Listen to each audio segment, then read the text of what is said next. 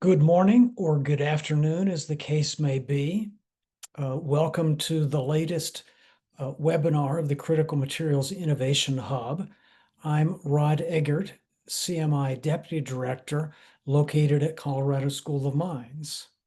Today, we are delighted to have Professor Ron O'Malley from Missouri S&T talk to us about the status of steel production in the United States. Just some preliminary background information. CMI webinars are hosted by Colorado School of Mines. We are always on the lookout for suggestions for future speakers. Please suggest anyone that you would like to volunteer when you get the exit survey. Third bullet point, this is a public webinar. And finally, we will use the Q&A box, which should be at the bottom of your screens for questions and answers. A little bit about Professor O'Malley. Ron O'Malley is a metallurgist. As I said before, he's a professor at Missouri S&T, where he holds the Iverson Chair in Steelmaking Technologies. He also directs the Peaslee Steel Manufacturing Research Center. Ron, over to you. We're looking forward to your comments. Thank you, Rod. And hello, everyone. And once again, good afternoon or morning, depending upon where you are. I certainly would like to spend some time today talking to you about an area that's very close to my heart, and that's the status of steel production in the United States. Of course, it's impossible to talk about the steel industry in the U.S. without first considering the global steel industry. If we look at global world steel production and its growth since the 50s to today, we see that we're just shy of 2 billion tons of steel production, about 1.9 billion currently. And out of that 1.9 billion, approximately 53% of that production resides in China. The distribution of steel production, U.S. ranks 4th. And of course, China at number 1 with greater than 1 billion tons. India ranks second currently at about 149 million tons, and Japan 3rd at about 84 million tons. The current steel growth in the U.S. is actually paced to outpace Japan, putting us in 3rd place in the coming years, and I'll talk more about that. Most steel is produced today to an order book, with production closely following demand, at least in the U.S. Capacity used to follow the same trend, but this has been completely delinked since about 2007. And we currently seem to be in an era of overcapacity worldwide, where the level of excess capacity is nearly double the current production of all OECD countries combined. The capacity utilization currently stands at about 76% and appears to be headed downward to 70% worldwide, putting an enormous pressure on even the most highly competitive steel makers. Global overcapacity is probably the single largest threat to the U.S. steel industry, and currently stands at nearly 42%, or 307 million metric tons, which is near record levels. A level of 15 to 20% would enable sustained returns on the cost of capital, and we're well above that. In 2024, Asia's overcapacity accounted for approximately 60% of all the global overcapacity.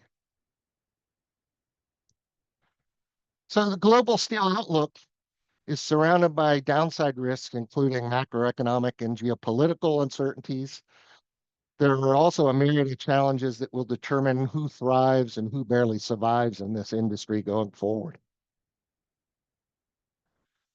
If you look at the top 50 steel producing companies, They're shown here, and you'll notice that ArcelorMittal is near the top of the list, and 6 companies in total, have capacity in the U.S.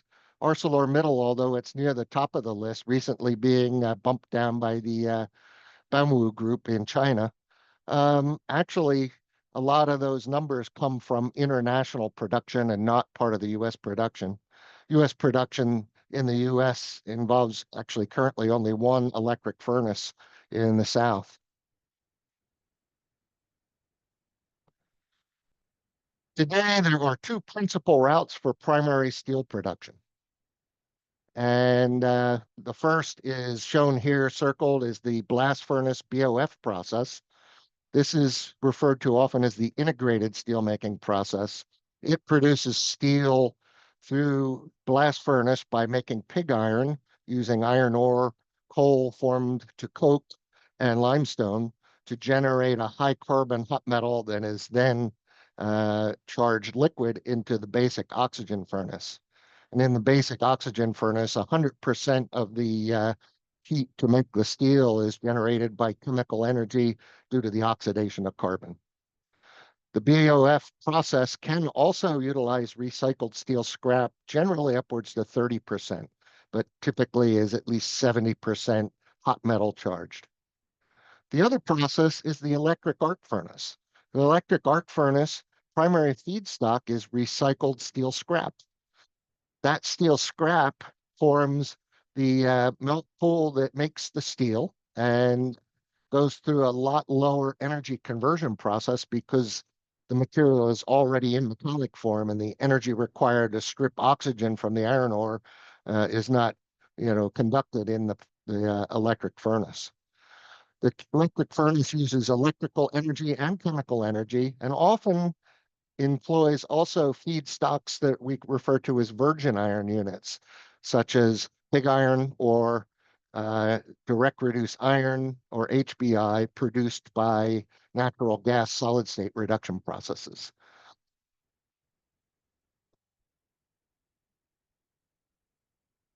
If we look at this slide, it compares current pathways for steel production. On the left side is the blast furnace that I talked about, 100% chemical energy, mostly carbon-based, for steel production. On the far right side is the steel scrap-based EAF process, which uses a higher percentage of electrical energy to convert scrap to liquid steel. The direct reduction process and the smelting processes shown in the center are processes that are alternative processes to the blast furnace for producing iron from ore and a reductant, either coal or natural gas. And that material is often used to supplement steelmaking processes by producing virgin iron units, which has some benefits I'll describe in a little while. World steel ore reserves are shown here. The U.S. holds about 2.1 million metric tons of ore reserves, with the dominant reserves actually residing in Australia, Brazil, Russia, China, and the Ukraine. World metallurgical coke reserves are well positioned in the U.S., and those reserves are the reserves that are really needed for producing coke for blast furnace iron production. The coke and the coal in the U.S. is of a very high quality and very suitable for large blast furnace utilization. You can see here that there are many other countries that have carbonaceous material capabilities, but the U.S. is quite dominant in this area. If we're talking electric furnaces, the U.S. is also currently in good shape with respect to scrap supply and exports today approximately 23 million tons annually, mostly to Turkey, Mexico, and Asia. Unfortunately, this is expected to change as the world increasingly adopts electric furnace steelmaking technology, and the U.S. adds production capacity as well. So in the future, it's not unlikely that steel scrap will become increasingly a valuable commodity. U.S. steel production is currently shown here. It's actually dropped from about 100 metric tons in the 90s to currently about 80 million metric tons since the early 1980s.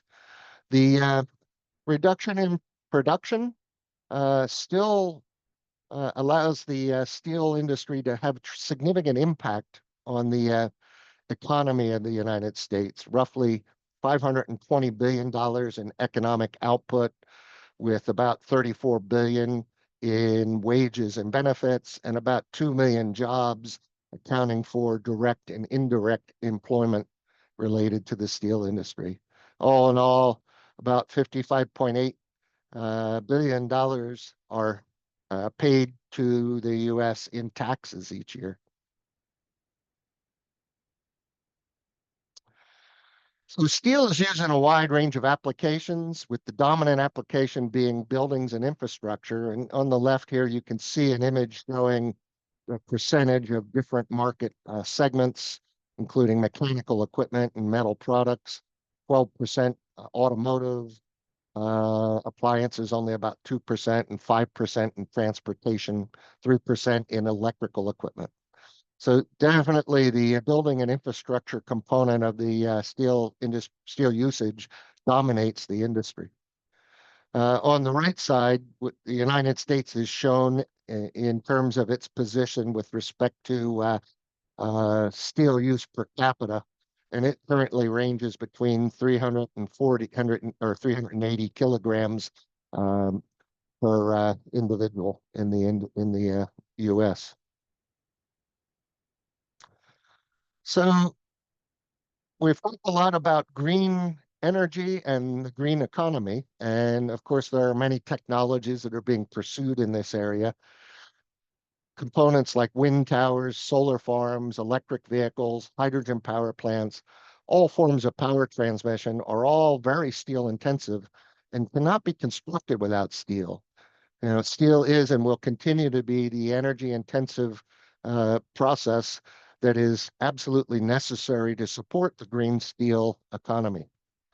As an example, in the steel industry in Ohio alone, the steel industry uses more energy than all other users in the state combined. So if the steel industry is going to rely on green energy, it will need lots of energy and will need to have it competitively available. So steel needs green energy, but green energy also needs steel. To give you some idea of those needs, natural gas, about 15 tons for every megawatt of generated capacity. Solar arrays between 40 and 70 tons per megawatt of generating capacity. Onshore wind, 100 tons per megawatt, and for offshore, 250 tons per megawatt. And on the distribution side, about 65 tons of steel are needed for every mile of energy transmission. So steel also has some new markets that are growing in the green economy. EVs certainly need a lot of steel, and there is significant market growth anticipated in addition to the renewable energy area. The growth market provides ample opportunities for new steels being developed. And you'll see here the latest generation advanced high-strength steels used in car bodies, non-oriented electrical steels used in motor laminations, grain-oriented electrical steels used for high-energy transformers used in forging infrastructure and power transmission, and of course the structural components needed to protect batteries for these vehicles. If we look in the U.S. steel production, the projected growth in the steel demand and production in the U.S. is shown here. Capacity utilization is expected to rise to about 79%, which is good news for the U.S., barring any major disruptions in the market, because as I mentioned before, the overcapacity and the utilization in the world is way below that number. If we look at steel imports, imports in the U.S. have always outpaced the exports. With the current administration, imports are expected to hold at about 22 million metric tons, which allows for a healthy steel industry. Comparing the US to world technologies for manufacturing steel, if we look at the North America, in particular the US, about 30% of the steel is made by the blast furnace BOF route, and 70% is currently made by the electric furnace route. That compares to, in fact, just the opposite for the rest of the world, which is essentially 70% blast furnace and 30% electric furnace. This gives the North American and US economies for steel production a great advantage with respect to energy efficiency and CO2 emissions, because the electric furnace process is substantially more efficient in the conversion and emissions associated with steel manufacturing. In fact, if we look at CO2 emissions intensity, it tends to fall in direct line with the percentage of electric furnace capacity and production in the following countries. In fact, electric furnace, electrical-based steel production with scrap-based feeds are significantly more CO2, less CO2 intensive than the corresponding integrated routes. So today, the world is at an average CO2 intensity of about 1,700 kilograms of CO2 per ton of crude steel production.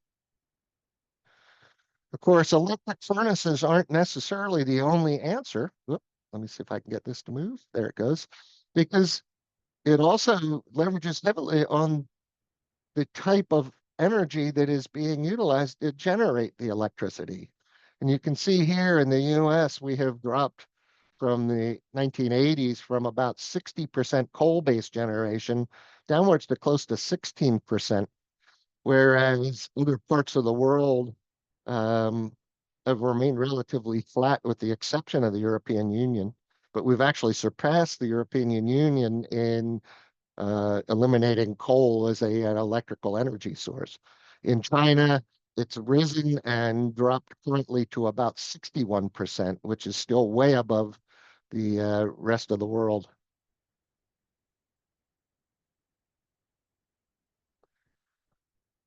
So I mentioned before that EAFs dominate the US steel production and account for roughly 70% of the output of steel compared to that from BOFs. And this map shows you where the blast furnace BOFs are currently located in green and where electric furnaces are located in blue. And some of the darker dots are actually new capacity coming on stream. So it's interesting that leading companies such as Nucor, Steel Dynamics, CMC have all shifted their operations almost entirely to electric furnace-based steelmaking production methods.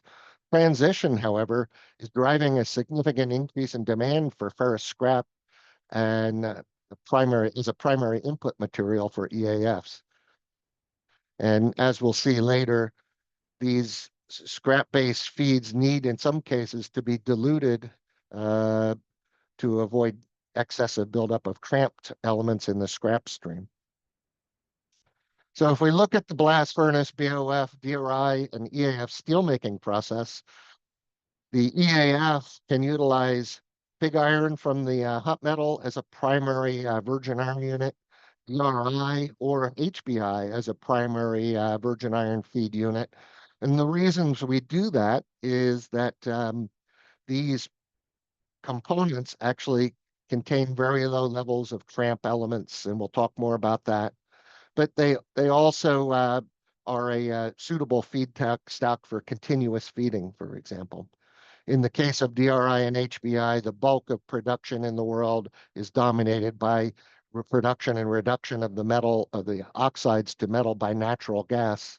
And this also is more less CO2 intensive than the corresponding carbon reduction step.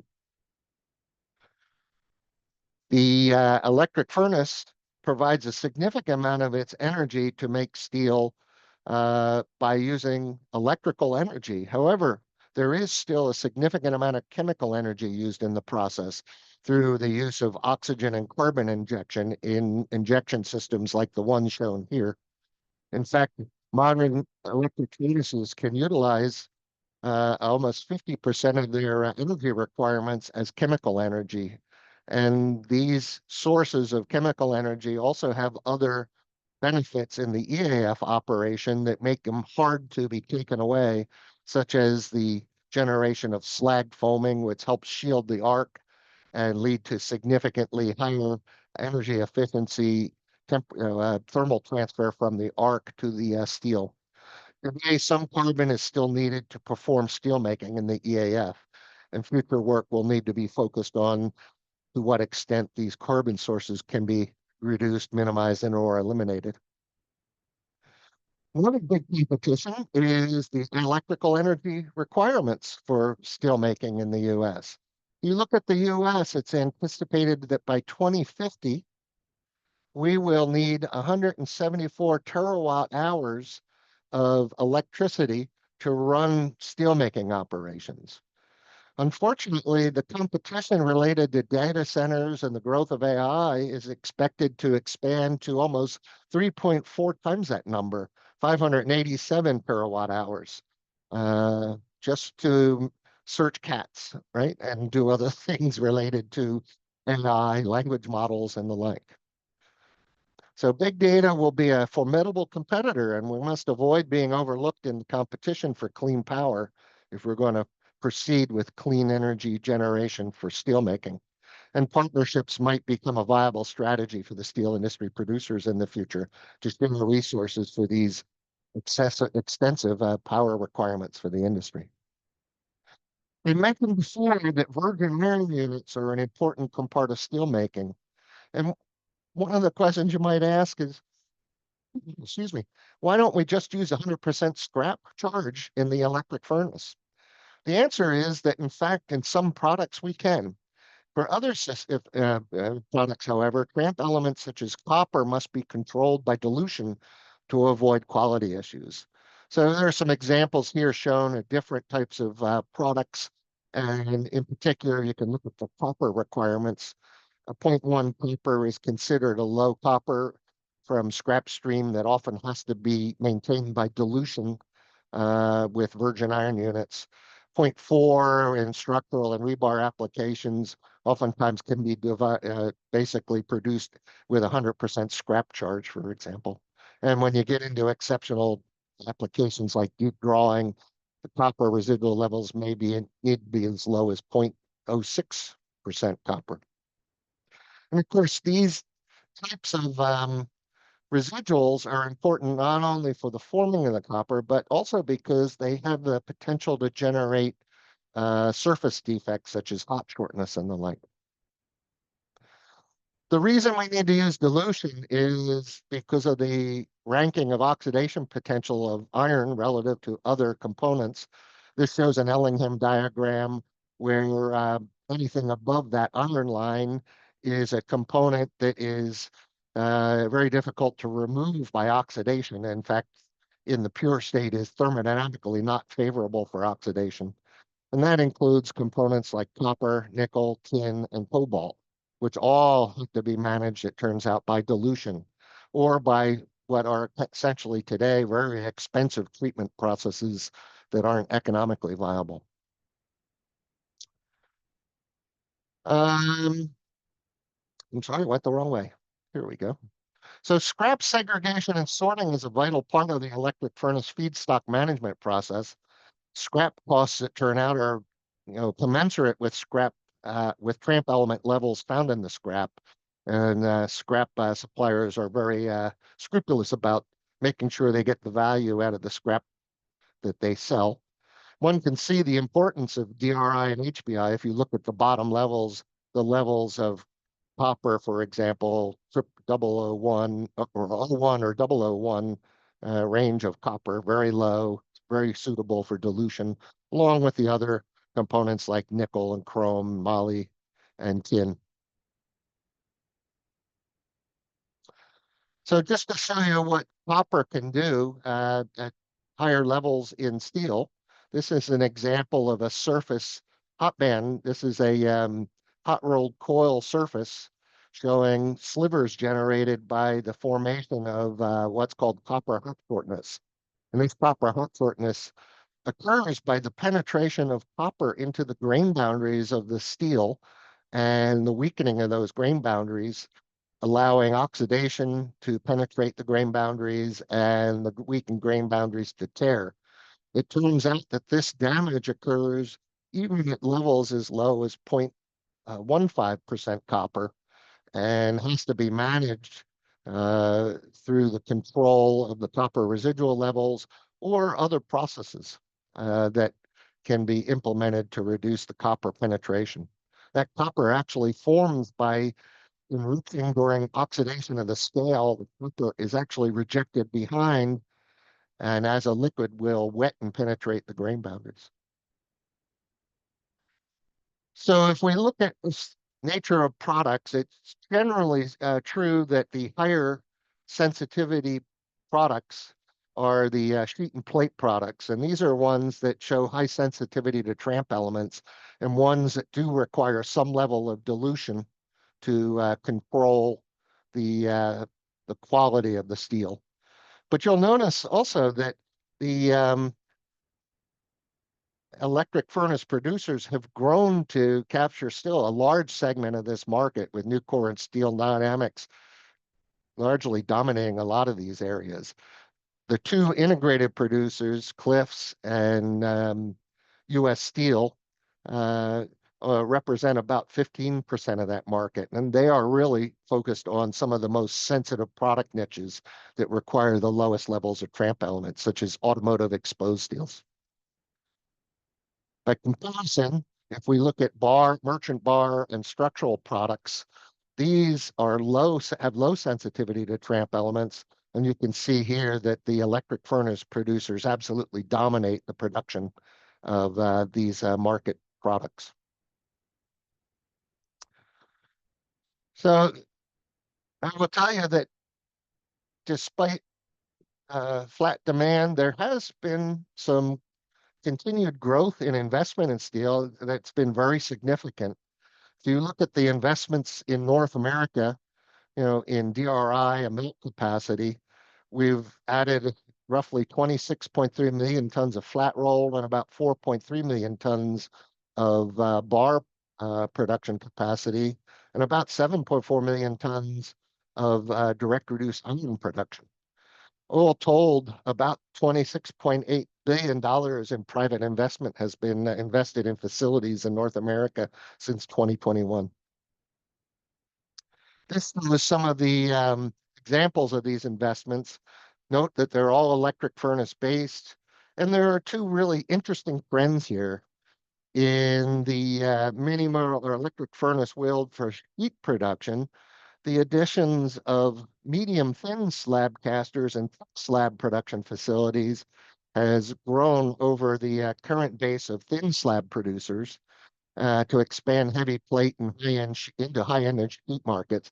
And the expansion of smaller regional greenfield micromills has proliferated in the U.S., with many new facilities being added to produce merchant bar products on a smaller scale with facilities that service regional markets.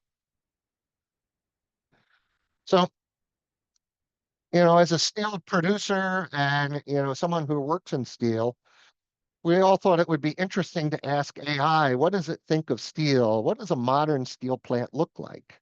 And, AI in its wisdom has shown us that not just once, but twice, that we are a smoking behemoth with drones walking around spilling metal on the ground.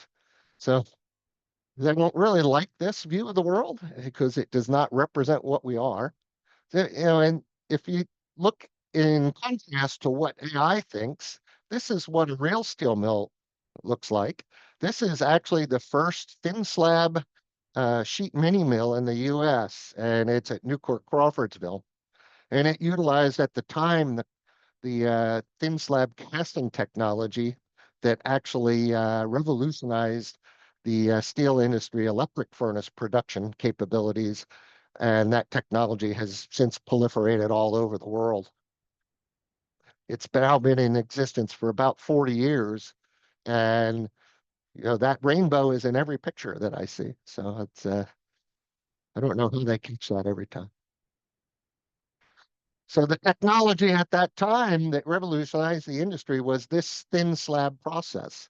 And the thin slab process did a couple of things. It allowed mills to be built at much lower capital cost by integrating the casting process with the rolling operation in a way that slabs could be produced, and the heat could be preserved for hot charging, and the thinness of the slab could allow for fewer rolling stands to be required to roll to sheet product.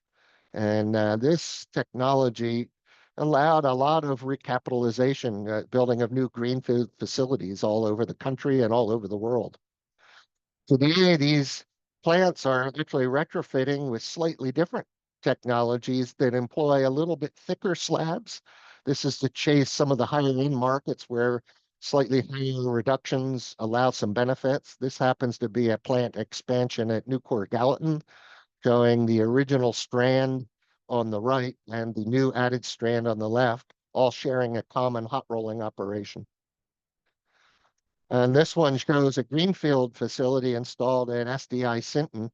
Again, medium thick slab, 100 millimeter, 30 millimeters thick. Again, doing inline direct hot transferring and rolling inline. An interesting thing that proliferated in the new greenfield micromills in the U.S. for rebar production is shown here. This was actually one of the first micromills that was built by CMC. And this technology actually changed things a little bit further by not only casting directly into a rolling mill, but actually doing coupled casting and rolling, which was originally done here for the development of rebar and then later merchant bar production. This is a highly efficient operation that results in most of the heat of solidification being transferred directly into the bar for rolling with very little supplemental heat input. What is there is done electrically by induction, and the casting speeds are set by the rolling speeds. And one of the technology breakthroughs here was the development of exceptionally high speed casting operations in excess of 8 meters a minute to allow for this coupling and high production in such a small footprint mill. These mills are typically between 400 and 800,000 ton a year capacity and service markets that are radius from 1 to 200 miles around their center to lower their shipping costs. One of the newest technologies out there is the endless casting and rolling process, which is actually very much like the rebar rolling operation I just showed you, but has been now demonstrated for the production of sheet. U.S. Steel is currently in the process of installing one of these facilities in their Big River site at U.S. Steel in Arkansas. The caster here directly casts and inline rolls and is fully connected to the hot rolling mill. And the advantages of this technology is not only the energy associated, savings associated with that direct transfer, but also it turns out that by direct rolling, you can achieve significantly later hot roll band gauges.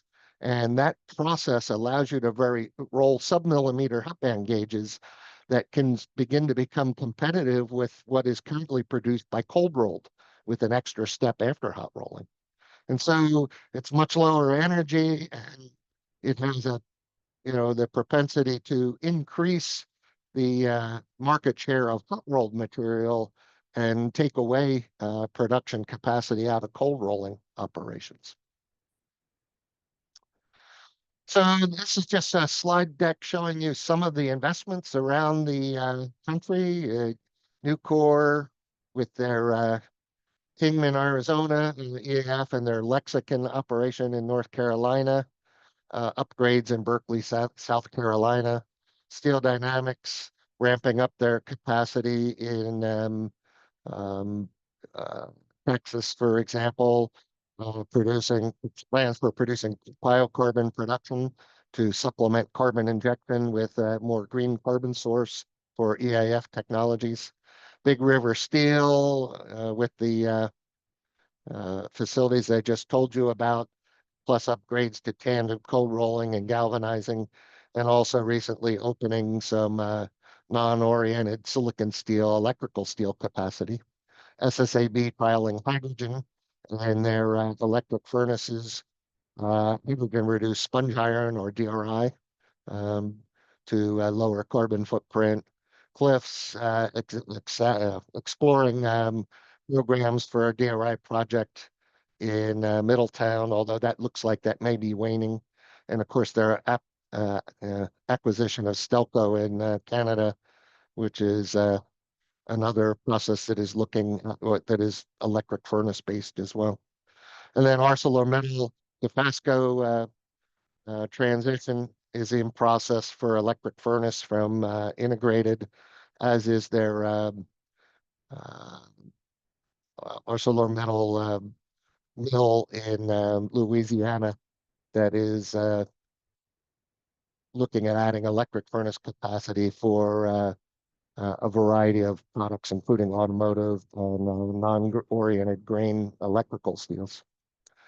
And again, others, CMC working on another micromill, ramping up Arizona, merchant bar production, and a new mill in West Virginia, high bar in Arkansas, North Star Blue Scope, second strand expansion, and bottlenecking reduction program. Algoma installing EAF capacity, Pacific Steel installing a micromill in Southern California, and Pernium putting in new capacity on cold rolling and finishing lines. So lots going on, lots of growth, lots of new technology that is ultimately going to perhaps displace some of the older technology that's out there today. So the future is also pretty interesting. If we look at the current technology renaissance in steel, that steel production renaissance is continuing over the next decade and is unveiling a whole variety of amazing levels of innovation in steel. Digitization, artificial intelligence, and clean energy is poised to, transform this industry. I put this slide up because it's actually an excerpt from a AIST technology roadmap that you can actually use the symbol there to find the website for.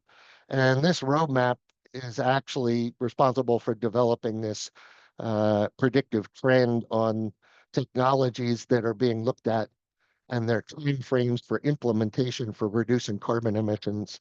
And you'll see in here things that are simpler like scrap optimization, which are short time frame and impactful, electric furnace smelting, longer range, but highly impactful, hydrogen-based DRI production to displace natural gas. I'll talk a little more about that in a minute. And H2 powered reheat furnaces, for example, for displacing natural gas burners to reduce CO2 emissions. And then there are the longer range technologies being explored. There are several molten oxide electrolysis being looked at, lower temperature electrolysis, plasma-based processes all being looked at in the longer term, some based on hydrogen and some based fully on electricity to displace carbonaceous fuels. This is one example. This is actually our grid interactive steelmaking for hydrogen project. The concept here is that hydrogen, when it is available, can be used to produce direct reduce iron using hydrogen as a reductant when it's available, but dynamically switching between hydrogen and natural gas to allow continued production during peak demand periods where the electricity might not be available to generate the hydrogen. This project actually has just recently completed. It resulted in the building of a pilot DRI production facility that has produced between 2 and 3 thousand tons. Sorry, I got that wrong. Um,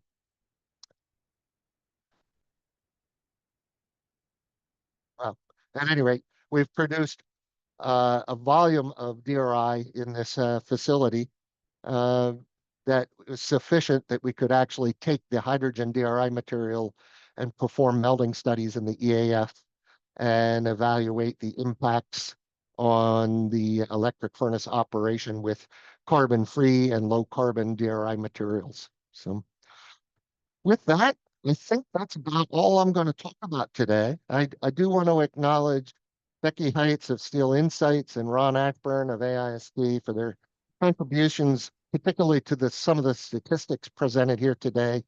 Also want to thank of course, the Critical Minerals Innovation Hub for allowing me to talk to you today, and my own alma mater, Missouri S&T, and particularly the Peaslee Steel Manufacturing Research Center, which gives me the freedom to focus on steel-related research here at Missouri S&T.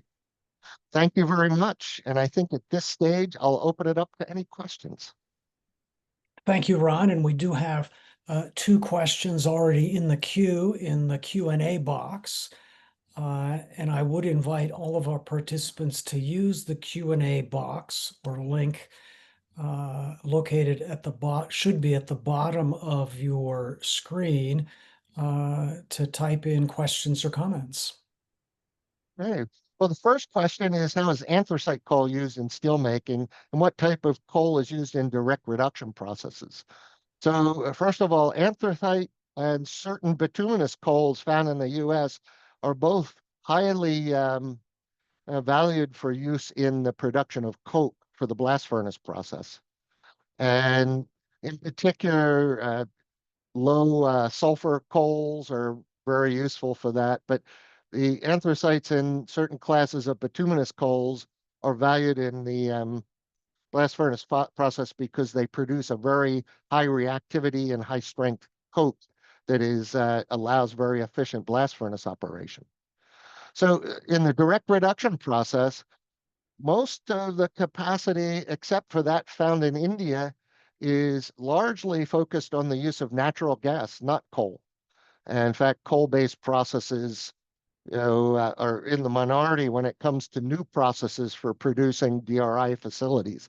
They're almost all based on natural gas. And of course, that technology requires abundance of natural gas, which the U.S. is also in a very good shape for supplying. And so, the U.S. economy has been blessed with having, availability of low-cost natural gas, which is one of the reasons you've seen 3 DRI processes built in the U.S. to supply virgin iron units. Does that answer your question, I hope? If not, I'll move on to the next.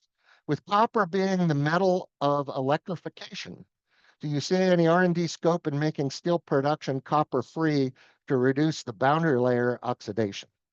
Well, I think the holy grail in steelmaking has been to find a path by which you can remove copper from steel by a process that doesn't require oxidation, because oxidation will reduce in the oxidation of iron and not copper, right? And your ability to reduce cost effectively, really depends upon finding a path for selective copper removal. And people have explored paths using, in fact, sulfur-based processes and so forth, and even some slag metal interactions, but they've not proven to be cost effective. The low copper is probably only the one component you need to, not the only one component you need to worry about. If you're talking about high formability steels, you also have to worry about others like nickel. If you're talking about copper and hot shortness, the combinations of copper and tin also create very huge problems with hot shortness sensitivity, because it lowers the free melting point of the copper and essentially affects the temperature at which copper can penetrate into the steel grain structure. So the third question is, how much oxygen is normally present in steel, and does it impact the performance of steel in most applications?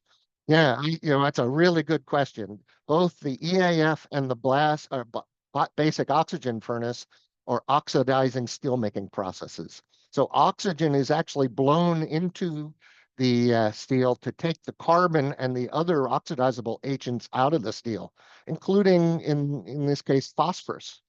That oxidizing process, when it's completed, leaves a steel that is anywhere between 400 and 1200 parts per million oxygen in it. And that oxygen dissolved in the steel is high enough that you can't solidify that steel directly. If you do, you form carbon monoxide blowholes and you get a rimming reaction that evolves CO. So all modern steel is post-treated by killing the steel.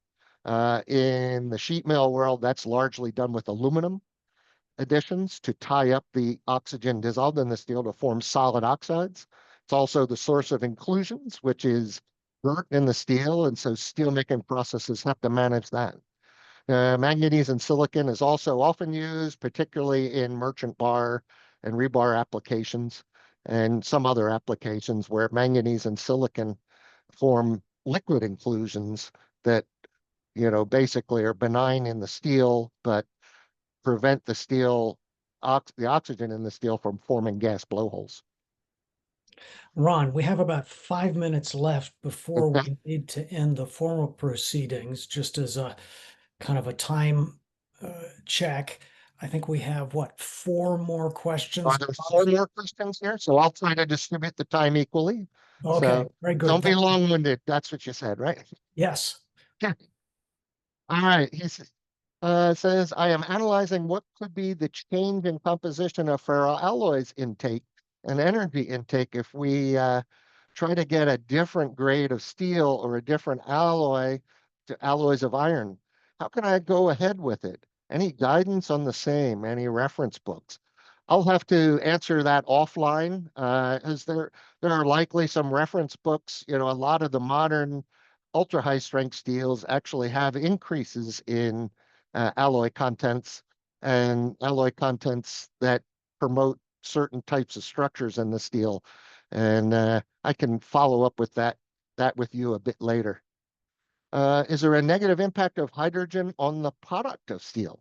Absolutely. And hydrogen, once it's introduced in the steel, has to be removed below a certain level. And in the first round, it is sensitive to the total sum of gases. So the combinations of hydrogen and nitrogen in the steel can have an impact to form blowholes in the steel, even when the steel is killed. And then in the product beyond that period, there are certain steels, particularly those that are very high strength, that have structures that are sensitive to steel and act as hydrogen traps. And those can create hydrogen embrittlement problems. Those types of processes are often treated by degassing the steel in the steelmaking step. So what is used as the carbon agent in the DRI process? So carbon is introduced into DRI, in some cases upwards to several percent, and it's usually done by introducing the reduced process to natural gas and allowing the gas to catalytically crack to deposit preferably iron carbide, less preferably carbon soot. Let's see. Laura, lots of talk about nuclear microreactors from the point of use of energy. What do you think about nuclear versus other clean energy sources for steelmaking, such as wind and solar? I think nuclear is one of our answers because it's continuous, it's not intermittent. And I think the technology for the power requirements of steel that I showed you are going to dictate large systems with continuous energy generation, and we can use the wind and solar to supplement that, but we still have to have that base.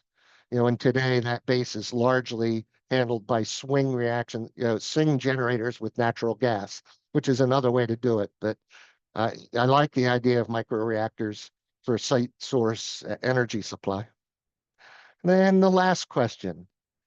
Would mitigating copper through processing be viable, as it seems that removing copper may be a bigger challenge than precipitating it out of solution and solutionizing it somehow.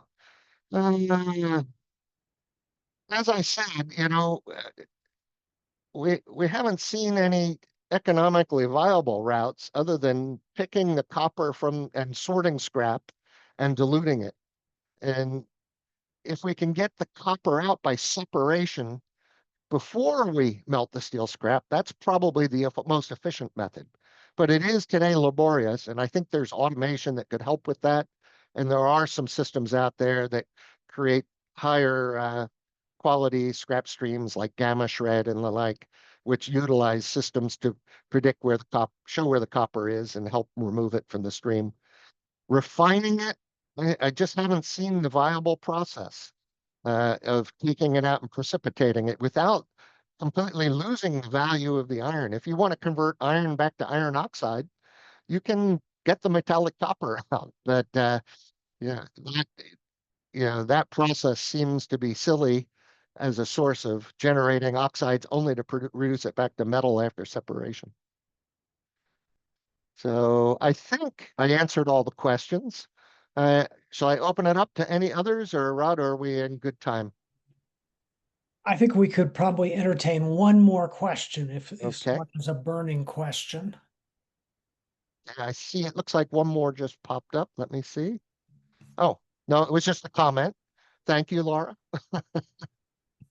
Well, Ron, thank you very much. Oh, I see one has popped in. Okay. Let me see where it is.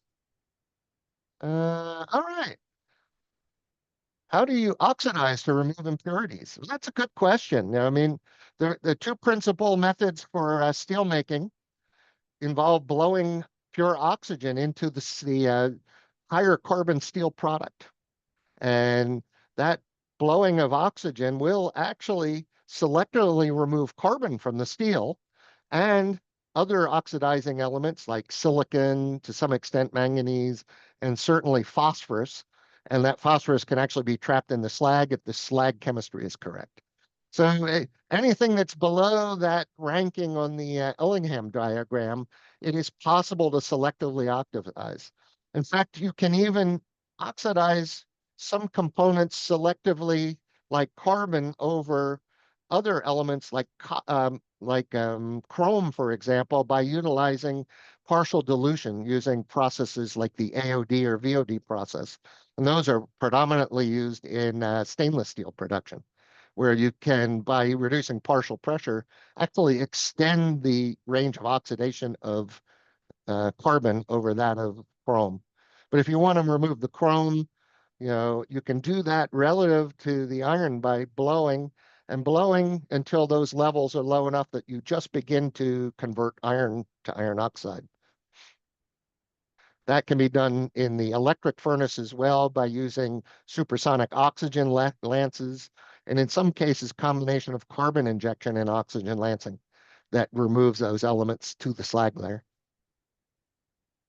Ron, I think we have two final questions. Okay. Quick responses, and then I think we will bring this to a close. Yeah. Yep. The iron ore reserves, are they proven potential? It's hard for me to say since I didn't go down there and check them myself. So, but they are largely believed to be proven resources. And I think most people believe that. Do you need to control PO2? Depends on the process. Absolutely. Oxygen partial pressure can be controlled in the various aspects of the steelmaking process, but in the reducing process in particular, PO2 is actually controlled by the addition of killing components. And in the electric furnace, or the BOF, the predominant atmosphere due to carbon oxidation is essentially near pure CO.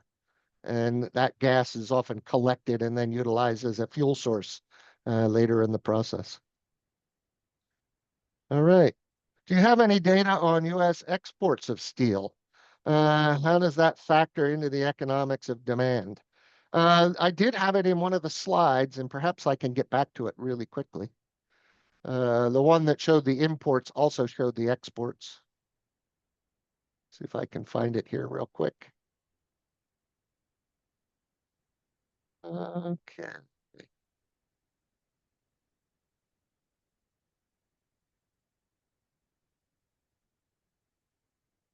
So you can see here the total exports running at about 10 million short tons versus the imports at between 20 and 35 million short tons. So exports have remained relatively steady. Imports have actually dropped slightly, rise and drop with the policies of administrations. So hopefully that answers your question. Thank you very much, Ron. I'm going to You're welcome. ask the final question. Ritbik asks, can we get a copy of the slides? Yes, absolutely. I And will, it's okay with you. I'll convert it to a PDF and then send it to you that way. okay, very good. All right. Ron, thank you very much. This has been fascinating. Lots of great questions. So thank you both to you, Ron, and to all the participants today. The recording, as this slide says, will be available next week on the CMI website and actually on the CMI YouTube channel. We will be advertising the next webinar through Critical Times when that is scheduled. And finally, as I noted at the beginning, if you have suggestions for topics for the future or speakers, please share it in the exit survey or email it to us at cmi@mines.edu. So again, thank you very much. This brings the event to a close. Thank you. Thank you all.